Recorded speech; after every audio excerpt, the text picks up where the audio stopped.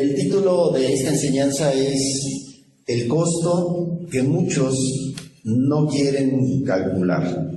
Y como una forma de subtítulo podemos decir que seguir a Cristo, seguir a Jesús, no es gratis. Seguir a Cristo no es gratis, pero aquí hay una verdad. Pero no seguirle cuesta más. El no seguir a Cristo trae muchas consecuencias y el costo puede ser incluso fatal. Entonces hacemos una oración y le pedimos al Señor Jesús que nos ayude, que nos bendiga.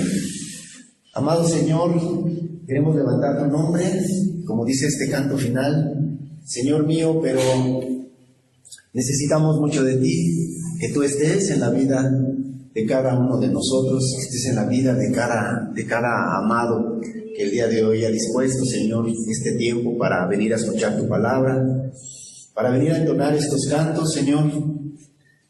Señor, decía mi hermano al comienzo, ¿cuál es el propósito de venir a este lugar? Y que, Señor Jesús, tú pongas este propósito, Señor, el de levantar tu nombre, el de honrar tu nombre, el de decir cada uno soy cristiano, con toda la certeza, con toda la seguridad, con toda la humildad, pero también viéndolo como un grande privilegio, Señor, el ser un seguidor tuyo, para levantar tu nombre. Que así sea, Señor, en tu precioso nombre, Jesús. Amén y amén. Entonces, es una enseñanza, repito, continuación de la anterior, pero es una enseñanza necesaria. Necesaria en el sentido de que, aunque no es muy popular, aunque es un pasaje o son varios pasajes que como no son populares, en muchos lugares no se predican porque es una forma de confrontar al cristiano, de confrontar al congregante, de confrontar a aquel que se está acercando y que al leer la misma palabra de Dios, al escuchar que son palabras de Jesús, el cual él no tenía miedo de que muchos dejaran de seguirlo. Él hablaba de una forma clara, él hablaba de una forma directa, radical, entendiendo algo que hay muchas personas y muchos seguidores en aquel tiempo que lo seguían sin ningún costo. Y yo les ponía ejemplo la semana pasada acerca de que muchos no quieren pagar el precio, no quieren pagar el costo de vivir una vida cristiana. Entonces, aunque no es popular, sí es necesario predicarlo. El mismo Señor Jesucristo lo habló de esa manera. Entonces, Jesús les dio esta enseñanza cuando las multitudes estaban creciendo. Cuando el Señor Jesucristo compartió este mensaje, eran multitudes y multitudes que empezaban a seguirlo. Pero a pesar de que muchos estaban siguiendo al Señor Jesús, vemos en la Escritura que muchos se fueron. Y el pasaje que leímos fue el de Juan 6:66, que dice que desde ese momento muchos dejaron de seguirlo, muchos dejaron de buscarlo. Entonces, yo quisiera para comenzar que viéramos un video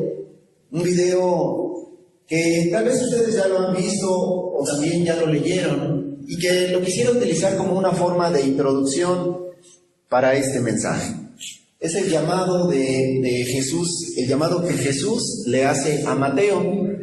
Y la verdad es que en el solo llamado de Jesús a Mateo vemos varios detalles. No los vamos a profundizar, yo quisiera nada más quedarme con el ver el video y de esa manera poder ver lo que hizo Mateo, lo que le costó a Mateo el seguir a Jesús.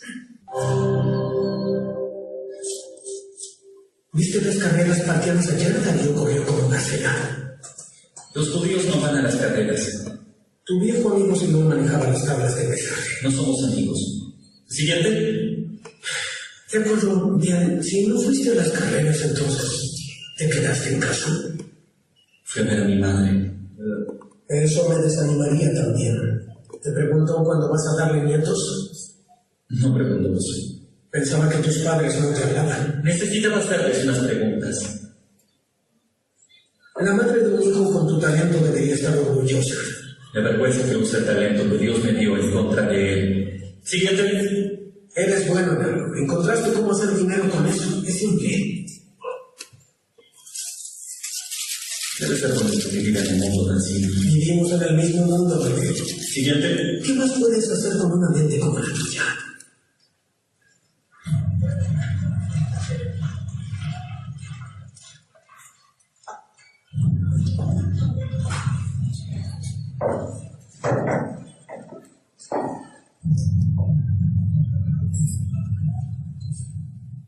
Mateo.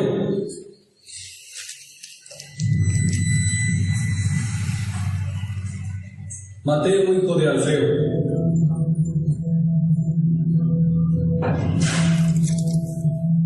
¿Sí? Sígueme. ¿Yo? Sí, tú.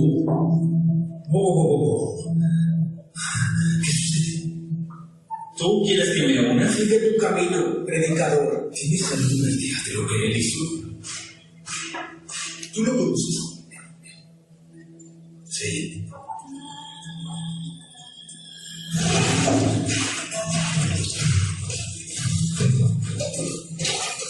Oye, te dije que...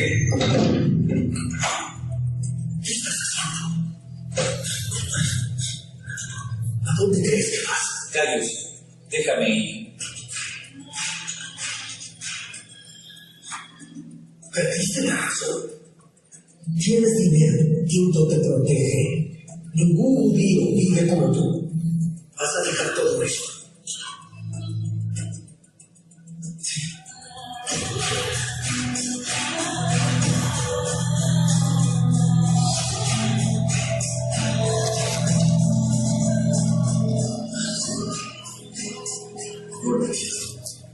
Tampoco entendías cuando te decía. Esto es diferente. No soy cobrador de impuestos. Acostúmbrate a eso. Acostúmbrate. Me alegro de haber pasado por aquí y oído todo. Sí. Vamos. Tenemos que preparar una celebración. Te arrepentirás, Mateo. ¿Para qué es la tabla? La tomé sin pensar. Voy a dejarla. No, déjame. Quizás me encuentre su uso. ¿A dónde vamos? ¿A una cena? No soy bienvenido a las cenas. Eso no va a ser un problema esta noche. ¿Tú invitas?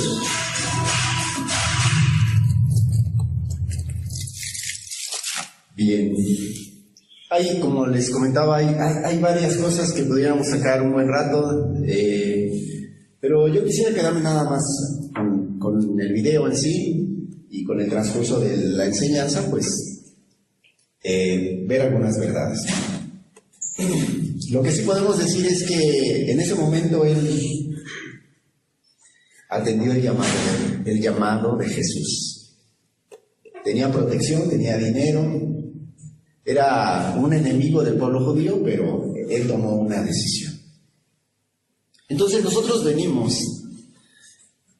vivimos en una generación que quiere los beneficios de Cristo, que quiere únicamente los beneficios y de una forma expedita, o sea, queremos los beneficios que da el Señor Jesús, que da el cristianismo, de una forma rápida, de una forma fácil.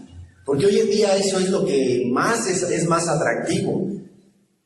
Los beneficios de una forma rápida, de una forma fácil, pero sí se quiere esos beneficios, pero no se quiere tomar el compromiso, no se quiere aceptar el compromiso de verdaderamente seguir a Cristo. Entonces, Hay personas, esta generación quiere salvación, quiere tener o vivir una vida en confianza, sabiendo que es salvo, que es hijo de Dios, pero que tiene esa confusión, quiere salvación, pero no quiere rendirse a Dios, no quiere vivir una vida en rendición a lo que Dios le está mandando. Sí, también quiere bendición, pero no quiere que haya una transformación en su vida. Entonces, eso es algo fácil y que esta generación así lo quiere. Quiere la bendición, y por eso es que pasamos por los lugares, por las congregaciones que hay en esta localidad, y vemos que muchos de esos lugares están llenos, porque quieren la bendición. Como la historia que les contaba la semana pasada. Quieren solamente la bendición, quieren tomar el alimento, tomar el mensaje y salir contentos, salir bendecidos de alguna forma, pero a la hora en que se les pide, que Jesús les pide, porque no es nadie más, que haya una verdadera transformación en su vida, entonces en ese momento ya no asisten. Tal vez sea esa la razón por la cual muchos ya no quieren venir, o muchos ya no quieran asistir a escuchar un mensaje que los confronte, un mensaje que les haga ver qué es lo que realmente quieren al venir a este lugar, como la pregunta que se hacía al comienzo. Pero podemos entender algo, y es importante aclararlo desde este momento. Jesús no escondió el costo. Jesús no le mintió a nadie, porque Él nunca engañó ni engaña a nadie antes de decir, sígueme, antes de que tú escuches la voz de Jesús al decir, sígueme. Antes de eso Él dijo, piénsalo bien. Tal vez vemos en este video que Mateo, en ese momento fue muy rápido el pensamiento, pero en el tiempo que estuvo caminando con Jesús, que fue muchos que también fueron llamados, tal vez no fue un llamado tan directo como con Mateo, como con Pedro o los demás discípulos, pero Él llamó a multitudes. Dice la Escritura que muchos son los llamados, ¿pero qué? Pero que pocos son los escogidos. Entonces, en el transcurso de ese caminar con el Señor Jesucristo, muchos se fueron. ¿Por qué razón? Porque escucharon la voz de Jesús cuando les dijo, sígueme. Pero cuando les empezó a hablar del costo, cuando les empezó a hablar del precio, y cuando escucharon la voz de Jesús que les dijo, pero piénsalo bien, entonces, en ese momento fue cuando ya muchos dejaron de seguirlo. En el Evangelio de Mateo, en el capítulo 16, verso 24, nos dice la palabra de Dios. Entonces Jesús dijo a sus discípulos, si alguno quiere venir en pos de mí, niéguese a sí mismo y tome su cruz y sígame, porque todo el que quiera salvar su vida la perderá, y todo el que pierda su vida por causa de mí la hallará. Porque ¿qué aprovechará al hombre si ganare todo el mundo y perdiere su alma? ¿O qué recompensa dará el hombre por su alma? Entonces, eso es lo que vemos, que sí, el Señor Jesucristo hizo un llamado, y hoy en día, de la misma forma, el Señor Jesucristo te hace un llamado a ti, de una forma personal. Y hemos estado orando para que esa voz de Jesús, no del hombre, no de la congregación, no de la iglesia, que esa voz tú la puedas escuchar, no solamente con tus oídos, sino que la escuches con tu corazón. Un llamado de parte de Jesús, y esa ha sido nuestra oración. Pero aquí vemos lo que el Señor Jesucristo dijo, que si alguno quiere venir en pos de Él, que tiene que negarse a sí mismo, que tiene que tomar su cruz, que tiene que seguirlo, porque si aquel que quiere salvar su vida dice que va a haber un momento en que la va a perder, y lo dice en el sentido de que es la vida cotidiana, la vida dentro del mundo. Esa es la vida que el Señor Jesucristo quiere que cada uno pierda, que tú pierdas esa vida, que esa vida mueras a esa vida pasada, a esa vida en el mundo, si es que tú quieres salvar tu vida para toda la eternidad. Dice, todo aquel que pierda su vida por causa de mí, la hallará. Por eso te decía, vale la pena seguir a Cristo. ¿Tiene un costo? Sí tiene un costo, pero es más costoso el no seguirlo a Él. El costo lo tenemos desde este momento en esta vida y también para toda la eternidad. Entonces, ¿qué podemos entender con este primer pasaje, con este primer punto? Que Jesús nunca bajó el estándar con tal de atraer a las multitudes. Él fue fuerte, Él fue duro, Él fue directo, y Él nunca rebajó su palabra, nunca rebajó el evangelio, nunca bajó el estándar con el propósito de que se llenaran los lugares, de que hubiera multitudes. Y Dios nos ha llevado también a eso, aunque quedara uno, aunque quedaran dos, pero que verdaderamente estuvieran con la intención, con la certeza de buscar ganar su vida para Dios. No se trata de hablar ni de apapachar el oído, de apapachar y decir, es que ya ahí la llevas, es que es poco a poco, pero déjame decirte que en ese poco puede venir Dios y pedirte cuentas. Y en ese poco, en ese tiempo, en ese lapso, puede haber una tragedia. Te puedes perder. Por esa razón es que no es en el poco a poco. Siguiente punto, Jesús exige una prioridad absoluta. O sea, no se puede estar en esa disyuntiva de que sí lo hago o no lo hago. Jesús nos exige a cada uno. En ese momento que Jesús le hizo el llamado a Mateo, él tenía que tomar una decisión. ¿Estamos de acuerdo? Solamente pasaron unos instantes. No sabemos en realidad cuánto tiempo se pasó Mateo esperando a responderle a Jesús. Pero Mateo era un sí o era un no. Y lamentablemente muchos están en ese jugueteo. Muchos están pensando, es que ahora sí, esta semana tal vez sí, pero la próxima ya no. Jesús exige una prioridad absoluta. O sea, Él quiere tener la prioridad de tu vida. Él no quiere compartirte con nada, y mucho menos con las cosas en las cuales tú has estado viviendo durante toda esta vida. En Lucas 14, verso 26, ahora en el Evangelio de Lucas, son pasajes paralelos. Lucas, Mateo, hablan acerca de negarse a sí mismo, de tomar la cruz y de ir en pos de Él. Entonces ahora en Lucas capítulo 14, verso 26, dice también la Escritura, si alguno viene a mí y no aborrece a su padre y madre y mujer e hijos y hermanos y hermanas y aún también su propia vida, no puede ser mi discípulo. ¿Nos damos cuenta entonces? Jesús exige una prioridad absoluta. Jesús exige toda la atención. Jesús exige una cosa importante. Hijo mío, dame tu corazón. Él quiere tu corazón. Él quiere que tu corazón sea solamente de Él. Y por eso, repito, la primera frase en la cual dice el Señor Jesucristo, dice, si alguno viene a mí y no aborrece. ¿Qué significa aborrecer? Aquí es importante explicar ¿qué es aborrecer? Aborrecer no es odiar. La palabra es fuerte, la palabra pareciera que es como si uno tuviera que odiar a la mamá o al esposo o a los hijos. Y no se trata de eso. Aborrecer no es odiar.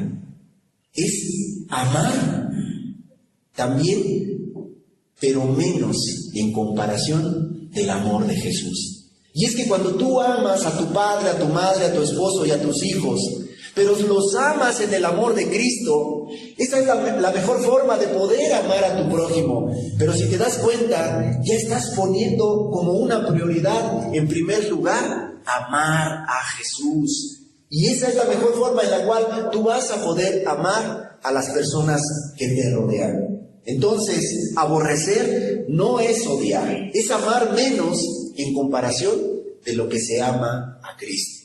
Es dejar de poner algo o alguien por encima de Cristo. Porque si alguien pone algo o a alguien, a una persona, por encima de Cristo, eso Dios lo ve como una idolatría. ¿Estamos de acuerdo?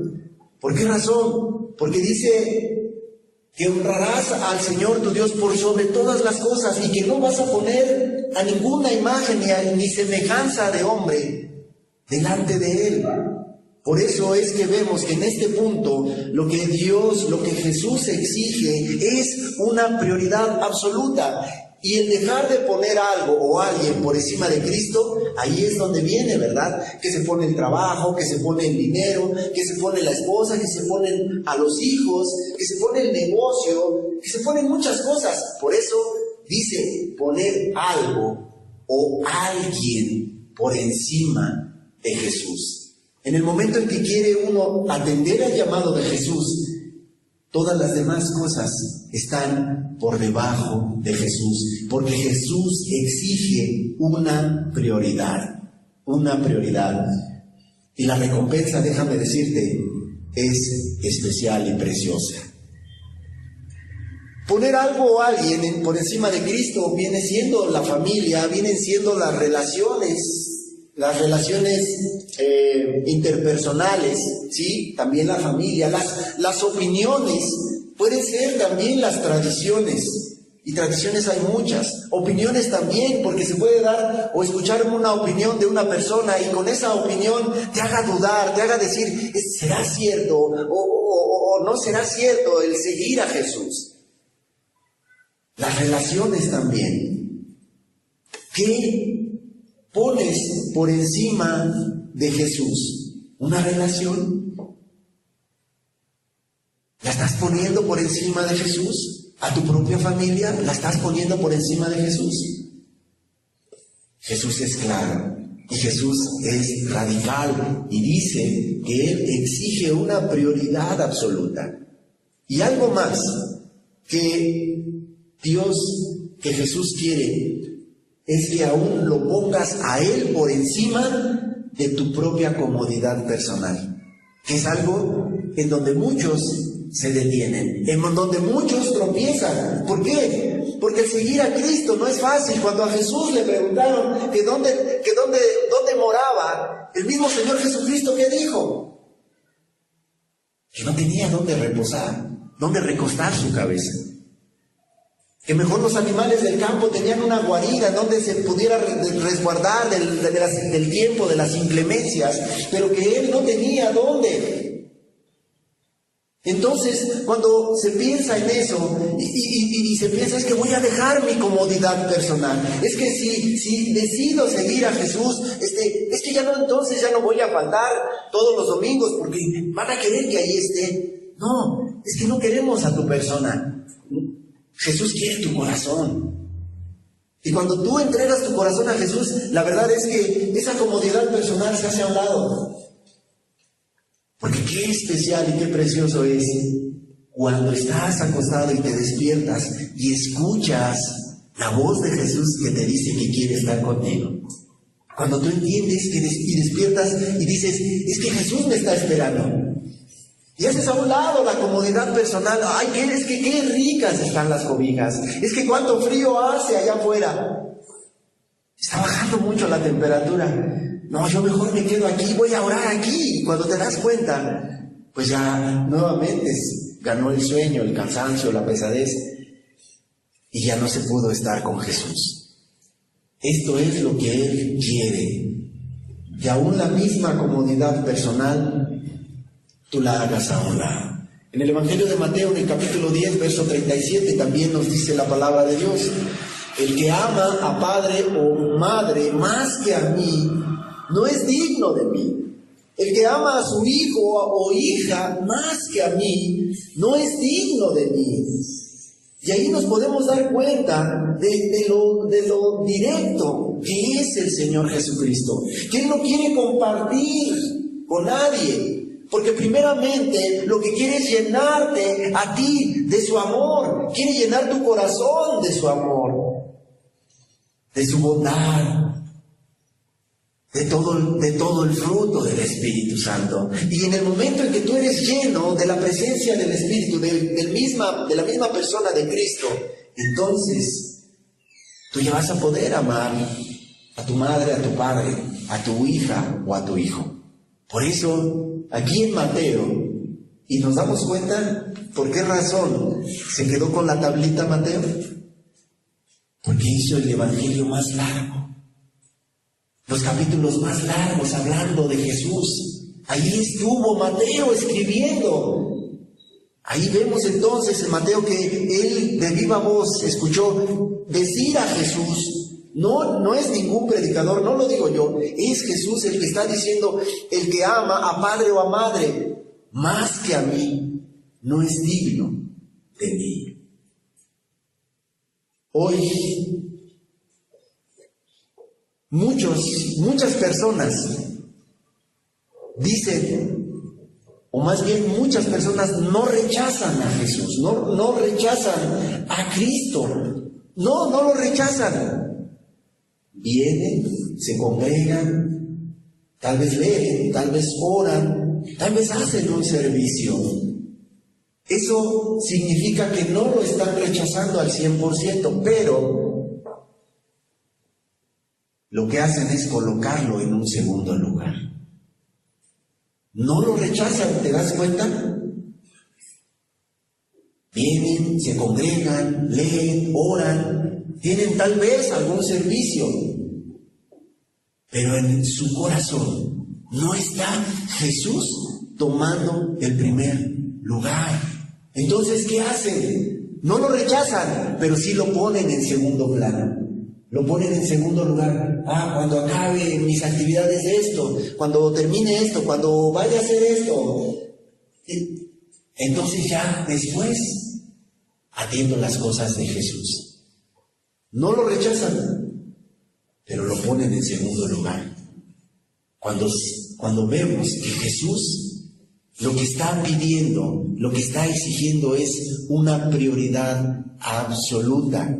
Y eso para Jesús, el ponerlo en segundo lugar, para Él, eso no es seguirle. Aunque alguien diga que lo está siguiendo, pero que lo está poniendo en segundo lugar, para Jesús, eso no es seguirle. Tal vez para ti sí lo sea, es que sí lo estoy siguiendo. Y tal vez hasta nosotros podamos decir, sí, cierto, sí lo sigue. Pero no está en el primer lugar de su corazón. Siguiente punto. El tomar la cruz no es un tema de poesía. El tomar la cruz no es algo ahí como una metáfora, no es algo, una escritura como una poesía. El seguir, el tomar la cruz es una decisión. Por eso esta serie de enseñanzas, que ya la vamos a ir terminando, se llama cerca, pero no transformados. Porque hay muchas personas que están cerca, que parecieran cristianos, que parecieran discípulos, pero que no han sido transformados completamente. Y lo toman, el tomar la cruz es como algo nada más que lo dice la Escritura, pero no lo ven como lo que es. Es una decisión. Es una decisión. En el Evangelio de Lucas, capítulo 14, verso 27, dice la Escritura: y el que no lleva su cruz, y viene en pos de mí, no puede ser mi discípulo. Es necesario llevar la cruz para poder ser discípulo de Jesús. Aclaramos, la cruz no es un problema. La cruz no es una enfermedad de decir, es que esa es mi cruz. La cruz no es un problema, la cruz no es una enfermedad, la cruz no es una dificultad de la vida que tú puedas tener. Eso no es tomar ni llevar la cruz. La cruz es morir a la voluntad propia.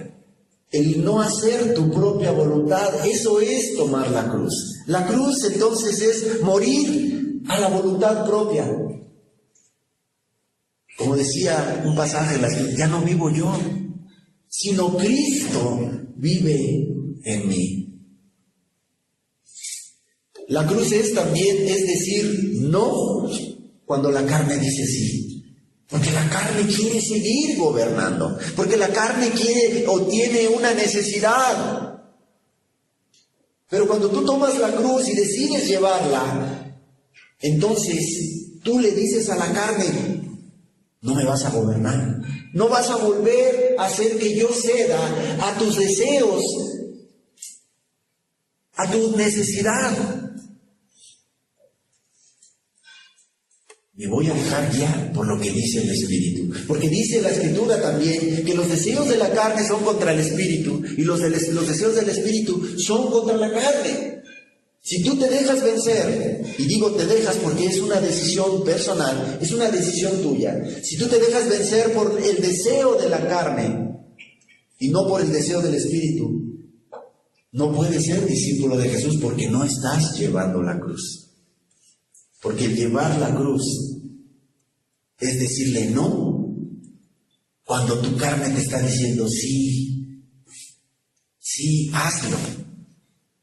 Entonces también la cruz es obedecer cuando cuesta. Cuando obedecer cuesta. Cuando sabes que es una decisión, que esa decisión, esa obediencia no es fácil. Que tienes que doblegar tu orgullo, que tienes que hacer a un lado la soberbia, que tienes que hacer a un lado la dureza del corazón, y que el obedecer te va a costar. Eso es llevar la cruz.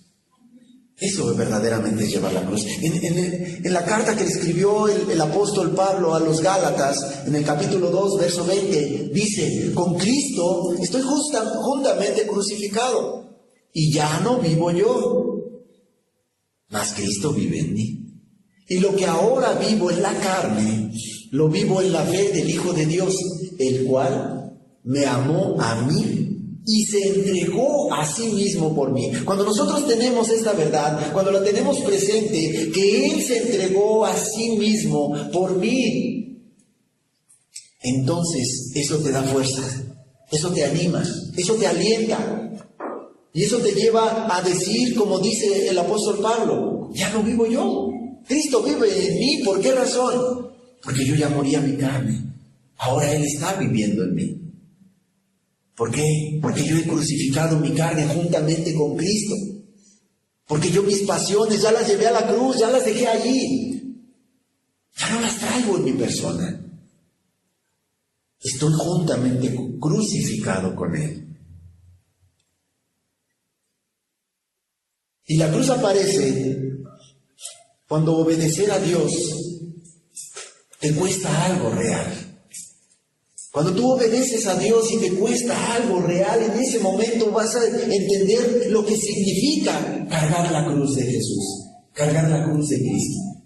Porque te está costando, porque es algo real, porque es algo que te tienes que llenar de todo el carácter de Cristo y de pararte por la verdad.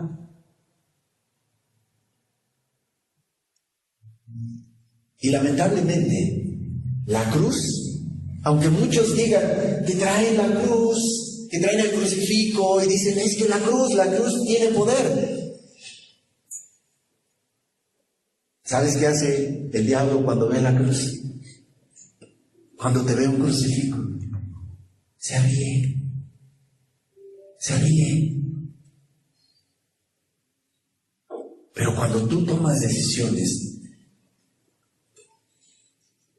ahí hay poder. Y la cruz no se aplaude, se carga. Y no cargarla, repito, de traerla colgada como una forma de decir, es que yo aquí traigo a Cristo, traigo la cruz.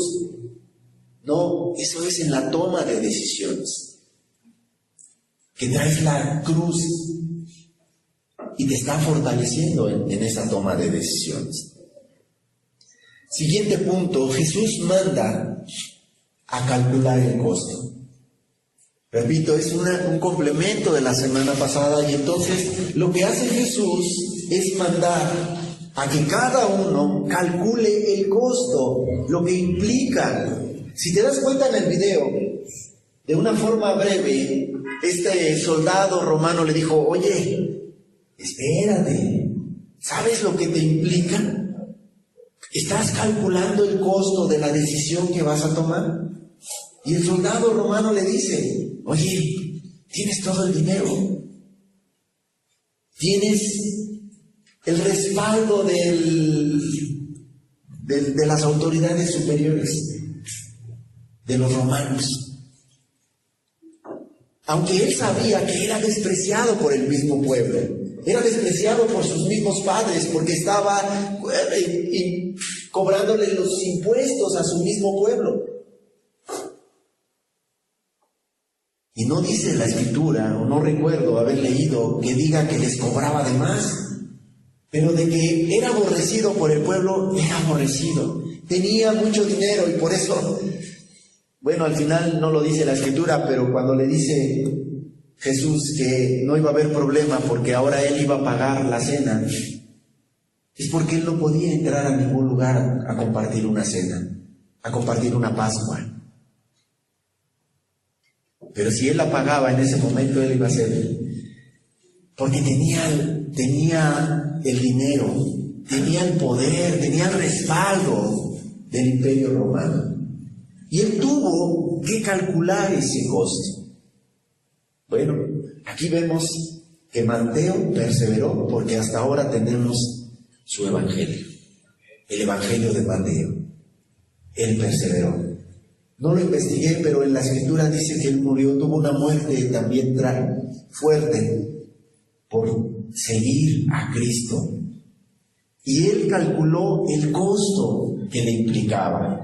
En el Evangelio de Lucas, en el capítulo 14, ahora en el verso 28, vemos cómo es que Dios manda a calcular el costo. Lo leímos la semana pasada. Dice nuevamente la escritura, porque ¿quién de vosotros, queriendo edificar una torre, no se sienta primero y calcula los gastos, a ver si tiene lo que necesita para acabarla? No sea que después que haya puesto el cimiento y no pueda acabarla, todos los que lo vean comiencen a hacer burla de él, diciendo, este hombre comenzó a edificar y no pudo acabar. Si se dan cuenta, muchas veces, o hay personas que no quieren tomar la decisión de seguir a Cristo. Porque al calcular el costo, amados, al calcular el costo, una de las cosas que ven en primer lugar es la burla que pueden pasar. Y es que si vuelvo a caer, ¿qué van a decir de mí? Es que si vuelvo a fallarle a Jesús, ¿qué van a decir? Y es verdad. Cuando tú estás jugueteando en que sí y en que no, el nombre de Cristo es vituperado. Y tú puedes ser objeto de escarnio, puedes ser objeto de burlas, como lo dice la palabra de Dios.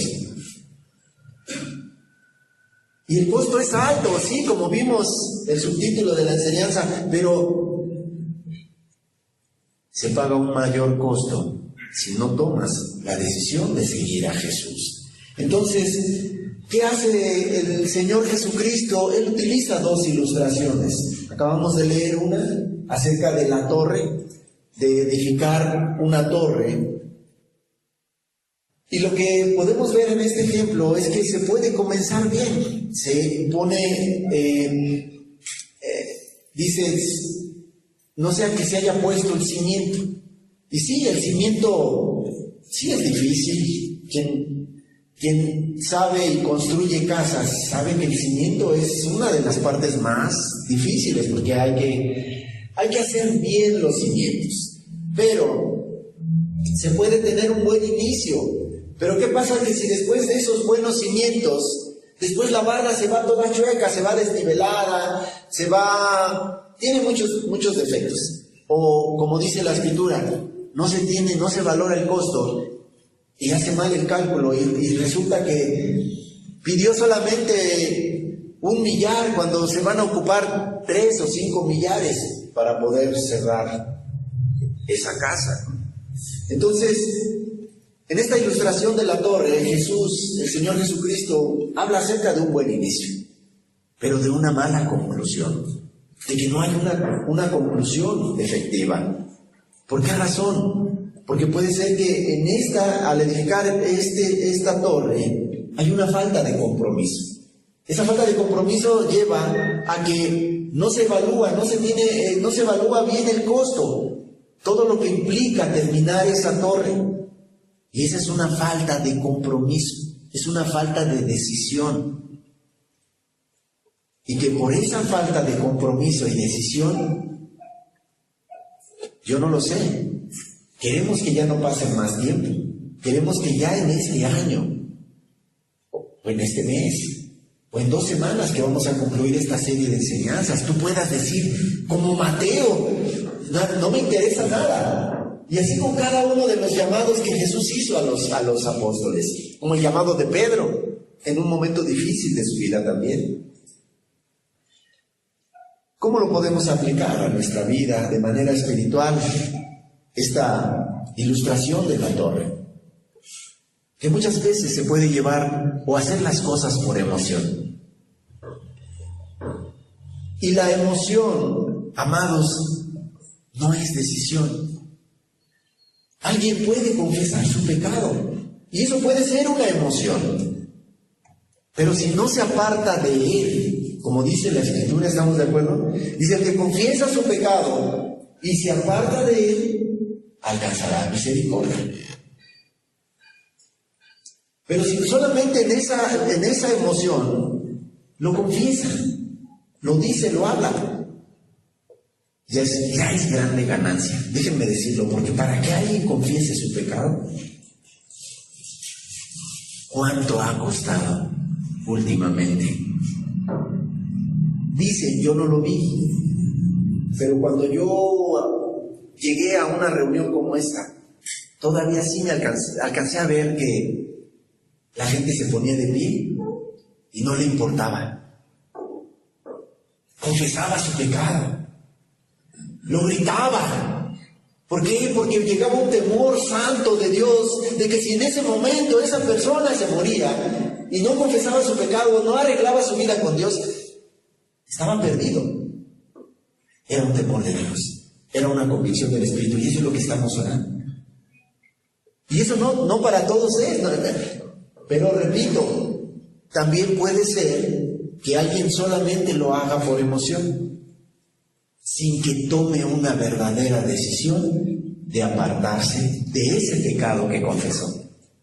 Entonces, no tiene ninguna bendición, o no tiene caso que alguien tenga identificado su pecado. No tiene caso que tú ya sepas cuál es el pecado que te está impidiendo seguir a Cristo, atender a su llamado. No tiene caso que lo sepas si no lo confiesas, y tampoco si no te apartas de él. El que lo confiese y se aparta alcanzará misericordia. Entonces también el hacer una promesa pero sin obediencia, eso no es eso. El que alguien prometa y diga, sí, es que ahora sí ya lo voy a hacer, ahora sí ya me voy a entregar a Cristo, como las promesas de inicio de año, ¿no? En las cuales muchos, hoy que es el primer día de febrero, ya no cumplieron sus promesas. Promesas sin obediencia, promesas sin compromiso, promesas sin valorar lo que significa. ¿Cuántos dicen, es que voy a ir al gimnasio? Es que ahora sí, este año va a ser mi año. Y hasta pagan la mensualidad de la mensualidad. Y al final del mes, ¿cuántos permanecieron?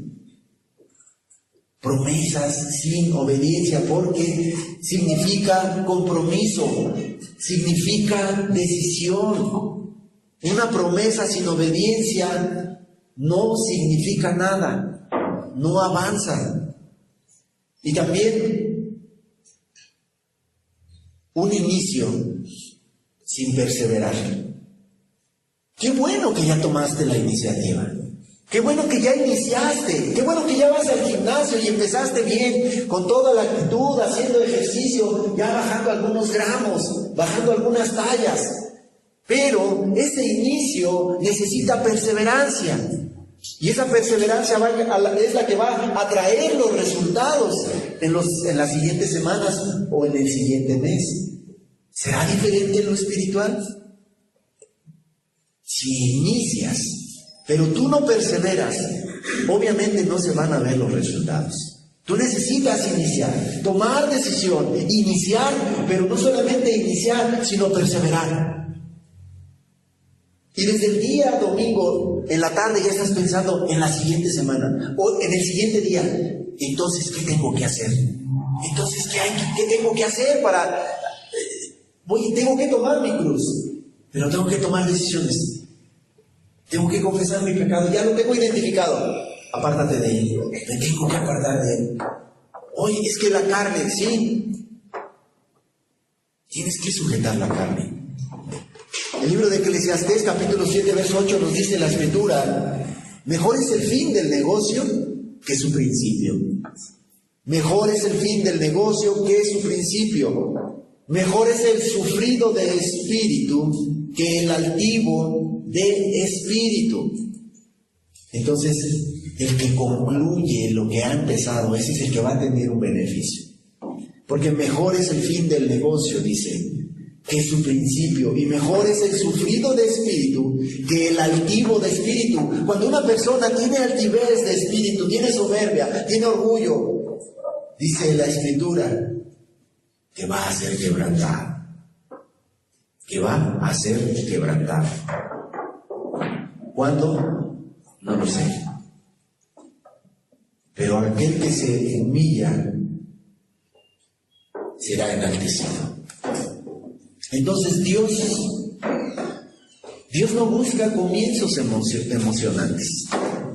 Dios no busca emociones, Dios no busca comienzos emocionantes, sino finales fieles. Sí, con muchas dificultades, pero Dios lo que quiere son finales fieles. Y cuando ya la persona diga como el apóstol Pablo: he terminado la carrera, he concluido, he alcanzado la corona. Eso es lo que acabamos de leer en el libro de Eclesiastés.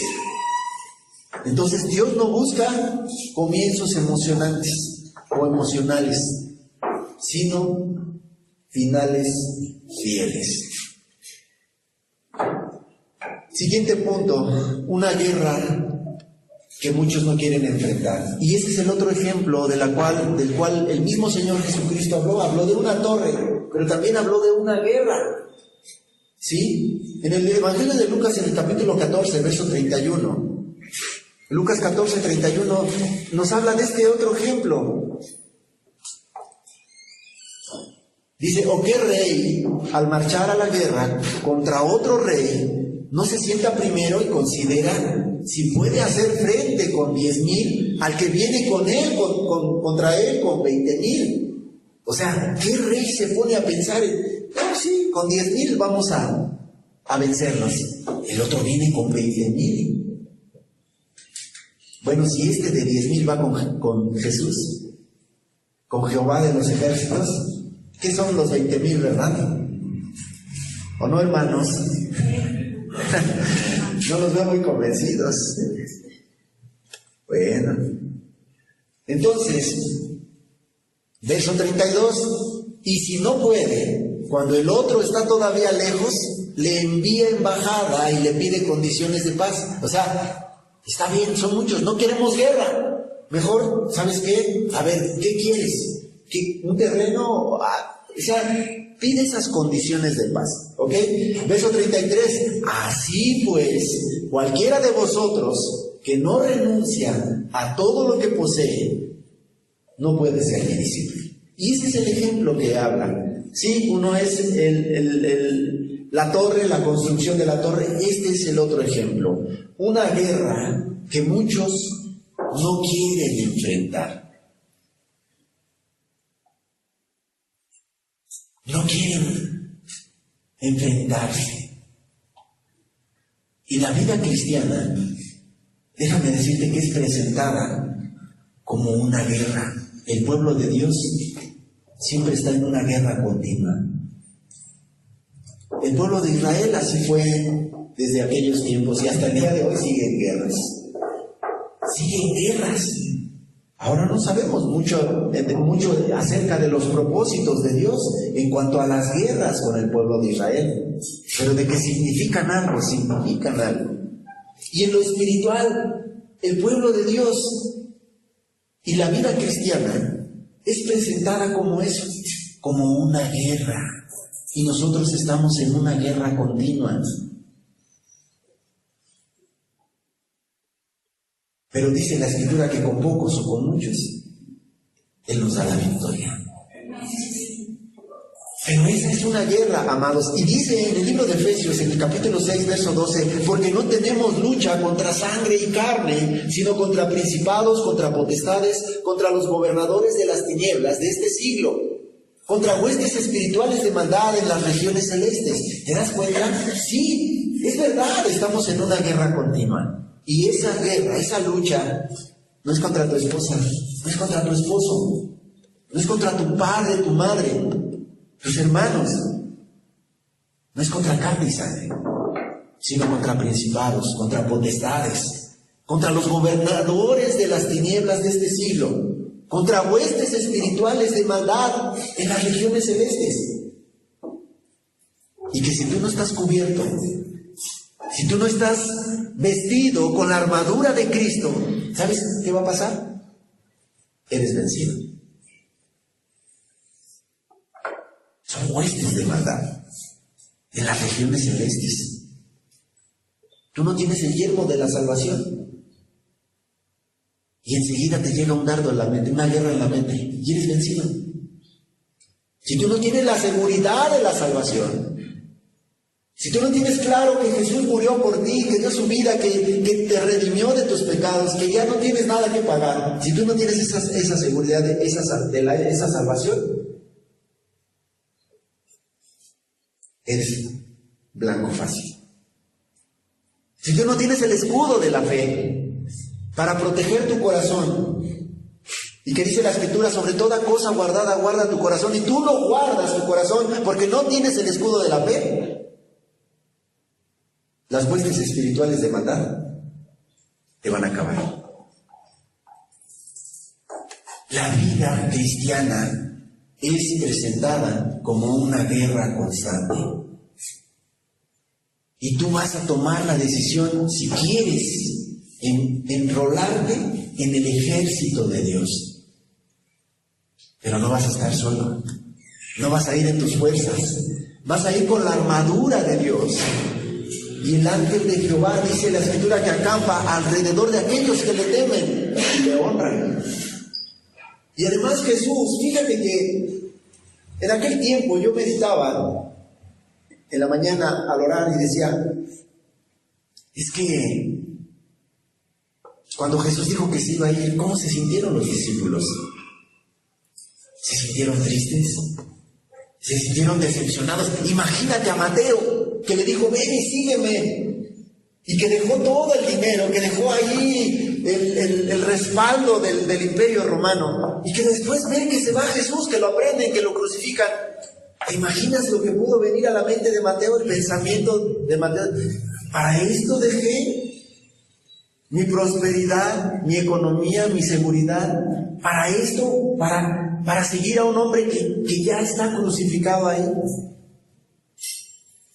Yo pienso, y por eso dice la Escritura, que los discípulos, ¿qué pasó cuando aprendieron a Jesús? ¿Qué pasó con sus discípulos? Todos se dispersaron, ¿verdad? Todos se alejaron. ¿Te imaginas cómo se habrán sentido? Decepcionados. No tenían lo que nosotros tenemos ahora. Cuando Jesús regresó, resucitó y se puso delante de Dios, aunque Jesús dijo que era necesario que se fuera, que se tenía que ir y que iba a ir a preparar morada, aún con eso se les olvidó. Nosotros tenemos una gran ventaja. Nosotros tenemos ya la palabra de Dios. Nosotros tenemos ya los escritos de Pablo. por revelación del mismo Jesús a Pablo. Y esas revelaciones, y en el libro de los Hechos, aún el mismo Señor Jesucristo dijo, Él enviaría al Consolador.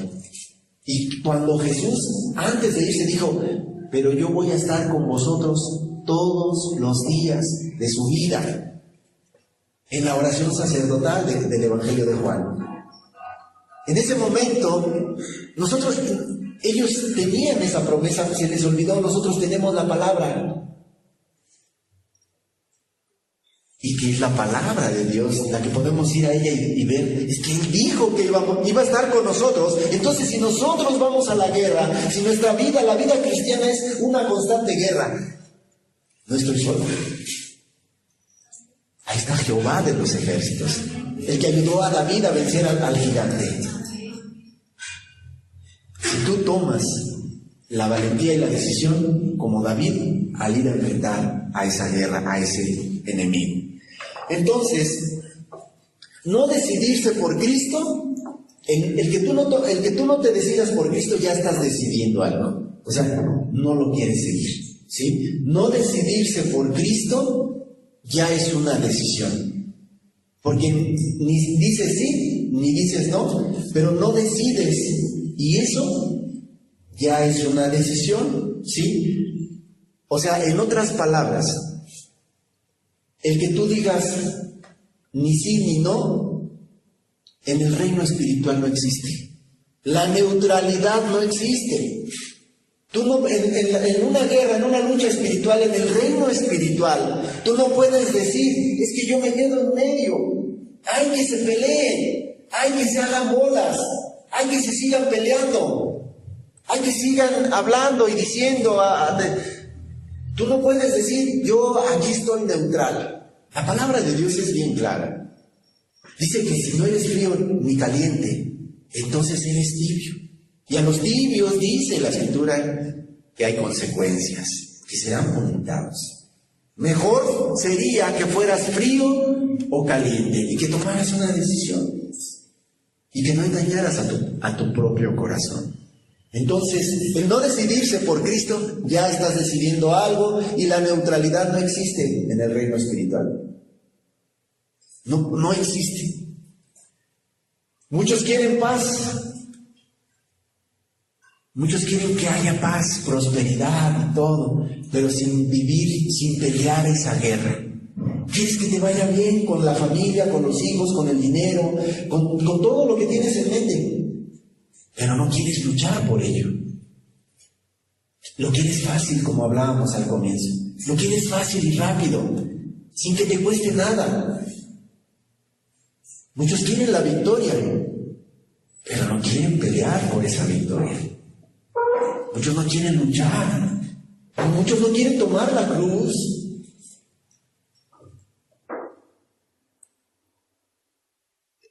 Y entonces, como muchos quieren paz sin guerra, pero el reino de Dios avanza con una batalla espiritual. Y esa es la forma en cómo se llega a encontrar el reino de Dios. Porque dice, buscar primeramente el reino de Dios y su justicia. Y el reino de Dios se alcanza o se avanza hacia Él en esa batalla espiritual. No hay otra forma. Por eso otro pasaje de la Escritura dice, el reino de los cielos sufre violencia y los violentos lo arrebatan. Tú no puedes ser neutral, tú tienes que tomar decisión y cargar la cruz, ir en pos de Jesús. No seguir a Cristo no te deja sin batalla, te deja sin armas, porque si tú no sigues a Cristo, no significa que se van a acabar tus problemas. Si tú dices, no, yo no voy a seguir a Cristo, ¿tú crees que se van a acabar tus problemas? No se van a acabar. El no seguir a Cristo te deja sin las armas. El que tú no sigas a Cristo te deja sin la armadura de Dios. Entonces vas a seguir con esas luchas, vas a seguir con esa batalla. Aunque tú decidas no seguir a Jesús, van a seguir esas luchas, van a seguir esos conflictos, pero con algo peor. Sin las armas, sin la armadura de Dios. Entonces, ¿no conviene mejor seguir a Cristo? Ser lleno de su poder, ser lleno de su espíritu, tener la armadura de Dios, enfrentar las luchas, enfrentar las batallas. Es mejor enfrentarlas con Él que sin Él, definitivamente. Segunda de Timoteo capítulo 3, verso 5, terminamos. Es el costo en los tiempos que vivimos. En estos tiempos que estamos viviendo tiene un costo. Y cada tiempo, cada etapa, desde los tiempos de Jesús, hubo un costo. Y en la mañana que oraba también yo decía, hablando acerca del costo en aquel tiempo. Y yo me puse a orar y decía, cuando oraba Jesús al Padre, ¿cuáles eran sus preocupaciones? ¿Cuáles eran sus aflicciones? Y yo decía, bueno, es que Él no estaba preocupado más que en los negocios de su Padre. ¿Recuerdan que dijo, cuando estuvo en el templo, cuando jovencito, dijo, en los negocios de mi Padre me es necesario estar? Entonces yo decía, bueno, las luchas que Él tiene al estar orando, yo me imagino que sí había una muy clara. Tal vez a Él le venía a la mente, es que yo voy a morir en la cruz. Oye, yo voy a morir en la cruz por el leproso. Yo voy a darme, pero ¿sabes algo? Yo decía, bueno, nosotros cuando estamos en la oración y viene la luz, híjole, es que no me va a alcanzar para la renta, es que no me va a alcanzar para el gasto, no me va a alcanzar, es que mis hijos, es que... Y se pierde, ¿no? Se pierde en ese momento por tal vez por muchas cosas. Por el negocio, por el carro, por el... Entonces hay costos. En aquel tiempo había los costos para los discípulos. ¿Cuáles fueron los costos? Después, así como fueron avanzando las etapas, los costos, el costo en los tiempos actuales, en los tiempos que vivimos. Segunda de Timoteo capítulo 3, verso 5 dice que tendrán apariencia de piedad. Este pasaje lo tomamos como un versículo inicial de esta serie.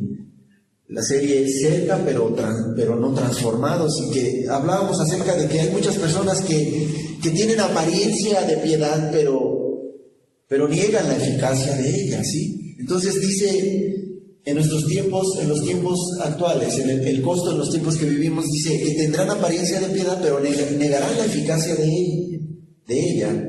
A estos evita. Entonces, el seguir a Cristo hoy cuesta. Tiene un costo. El seguir a Cristo hoy cuesta, y cuesta ir contra la corriente de este mundo, que es fuerte, es grande, es dura.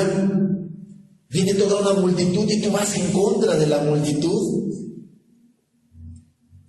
Ir contra la corriente, decir no a lo que ya se está normalizando, la sociedad ya lo está consintiendo, ya lo está admitiendo. Y el que tú digas no a eso va a costar. Ser fiel cuando otros se adaptan. Y es que va a haber muchos que se van a adaptar. Muchos se van a adaptar a todo lo que viene, en un futuro no muy lejano. Pero ser fiel, cuando los demás se están adaptando, eso va a costar. Ese es el costo en el tiempo, en nuestros tiempos. Y también obedecer cuando la cultura se burla, cuando ya las cosas de Dios, el cristianismo, ya viene a ser una burla. Y apenas nos compartían una noticia de cómo están persiguiendo en muchos lugares, aquí mismo en este país, en la parte sur del país, se persigue a los cristianos. se hace burla de ellos. La misma cultura dice, esos están locos, son unos fanáticos. Romanos 12:2 dice, no os conforméis a este siglo. No os conforméis a este siglo. Y eso es lo que Dios nos manda. No conformarnos a este siglo. Tomar la cruz y ir en pos de Él. Hoy no cuesta ir a la congregación, o a algunos sí les cuesta ir a la congregación, pero a muchos no les cuesta ir a la congregación, pero sí cuesta vivir como un discípulo. Tal vez para muchos es fácil venir a la reunión, pero ya vivir como un discípulo, ahí ya no quieren pagar el precio. El vivir como un discípulo ya les cuesta. Y repito, algunos hasta todavía ponen en balanza si voy o no voy. ¿Sabes? No es negociable.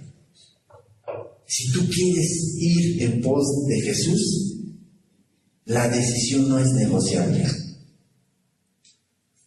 Pero la decisión finalmente es tuya. El apóstol Pablo es un ejemplo claro de alguien que sí calculó bien el costo. Y él dijo en Filipenses 3:7, dice, pero cuantas cosas eran para mí ganancia, las he estimado como pérdida por amor de Cristo. Él así lo tomó. Pablo perdió su estatus, el estatus que tenía, perdió su prestigio, perdió su seguridad. Pero a cambio de eso, el apóstol Pablo ganó a Cristo en primer lugar. Ganó identidad. Y hasta el día de hoy, gracias a sus cartas, es que nosotros conocemos cómo se fue el mover del Espíritu Santo. ¿Qué más ganó? Aparte de Cristo, ganó identidad y ganó un propósito. Ganó un propósito de alcanzar la vida eterna.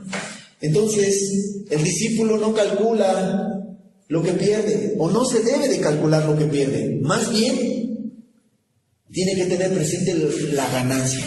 Cuando una persona está viendo o está pensando, es que voy a perder esto, voy a perder esto otro, es que voy a tener que dejar esto. Repito, no es negociable. Cuando tú entiendes qué es lo que vas a ganar, el beneficio que vas a obtener, lo demás ya no es negociable. Amén. Vamos a cerrar nuestros ojos y vamos a concluir.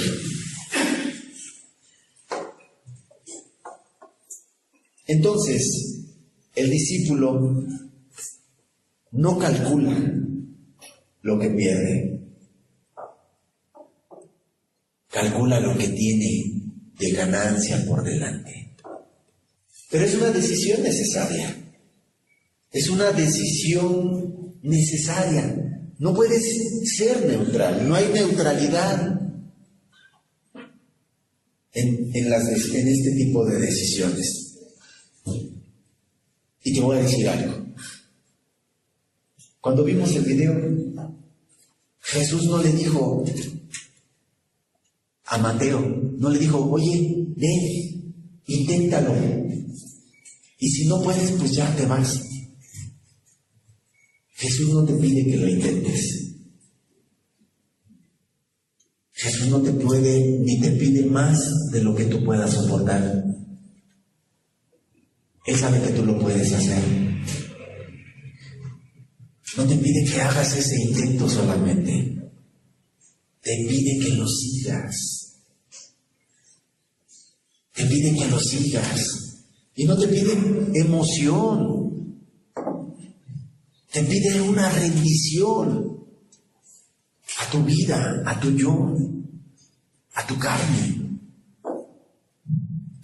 Y es la decisión que tú necesitas tomar.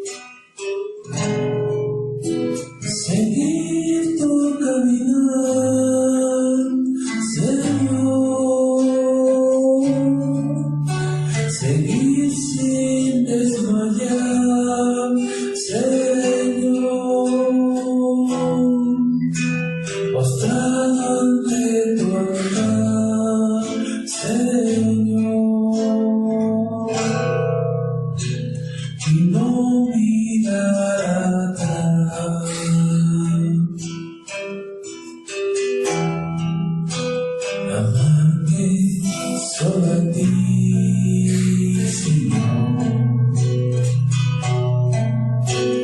Amarte solo a ti, Señor. Amarte solo a ti, Señor. Y no mirar atrás,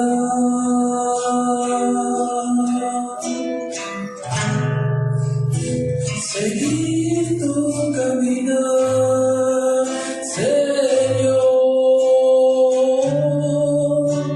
seguir sin desmayar, Señor,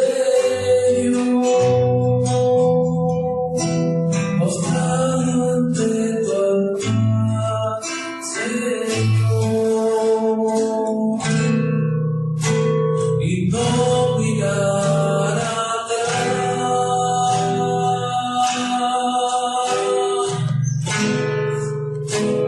seguir tu caminar,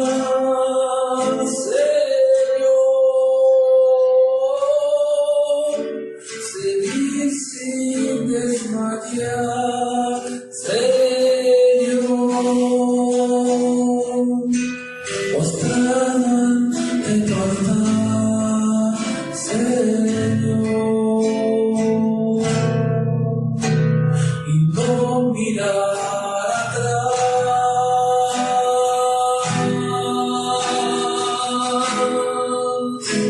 seguir tu caminar, Señor,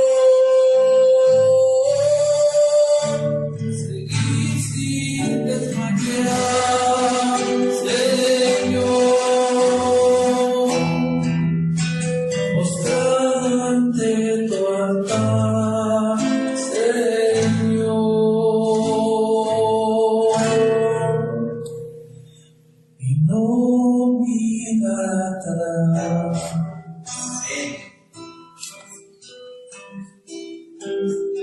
Amén, Jesús. Amén, Señor, porque así como hiciste ese llamado a Mateo, a Pedro, a Juan, a cada uno de los discípulos, de tus discípulos, Señor, fue un llamado no emocional, Señor, fue un llamado claro, fue un llamado honesto. No les mentiste, les dijiste que era necesario que tomaran la cruz, que no iba a ser fácil, pero que tú ibas a estar con ellos.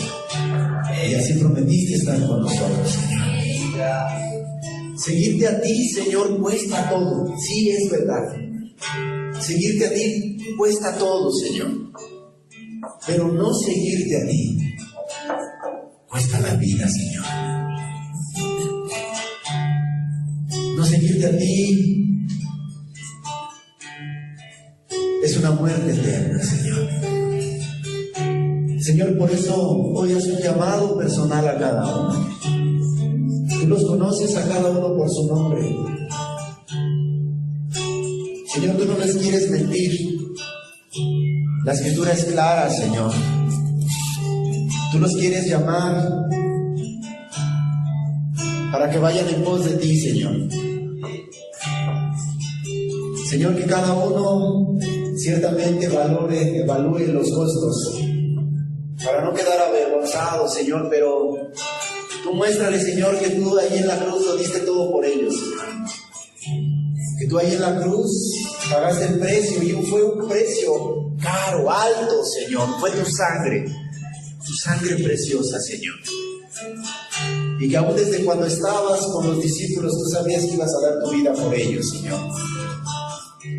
Y cada uno de los presentes sabemos, Señor, que tú diste tu vida para darnos vida a nosotros en medio de esta angustia, en medio de esta muerte espiritual, de este vacío, Señor.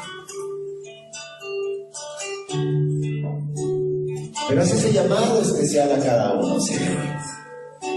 Y que cada uno pueda ser sensato, pueda ser valiente para aceptar ese llamado, Señor.